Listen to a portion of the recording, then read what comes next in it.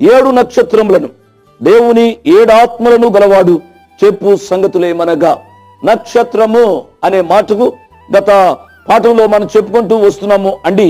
కనుక ప్రకటన గ్రంథం 1వ అధ్యాయము 20వ వచనం, ఆ 7 సువర్ణ దీపస్తంభముల సంగతి వ్రాయము. ఆ 7 నక్షత్రములు 7 సంఘములకు దూతలు అనగా 7 నక్షత్రములు ఆయన చేతిలో పట్టుకున్నాడు అనగా 7 సంఘముల దూతలను ఆయన చేతిలో పట్టుకున్నాడు. 7 అనేది సంపూర్ణమైన సంఖ్య అని నేను చెప్పాను కదూ. సార్వత్రిక సంఘాన్ని తన చేతిలో పట్టుకున్నాడు పిల్లరా. ఆయన ఆ సంఘము నక్షత్రం వలె ఉంది అని మనం చదువుతున్నాం. దయచేసి నక్షత్రము అనే మాట మనము ఆలోచిస్తున్నప్పుడు నక్షత్రము చీకటిలో ప్రకాశిస్తుంది. అంధకారమైన చీకటి అయిన ఈ లోకంలో విశ్వాసి నక్షత్రం వలె ప్రకాశించాలి అని దేవుని యొక్క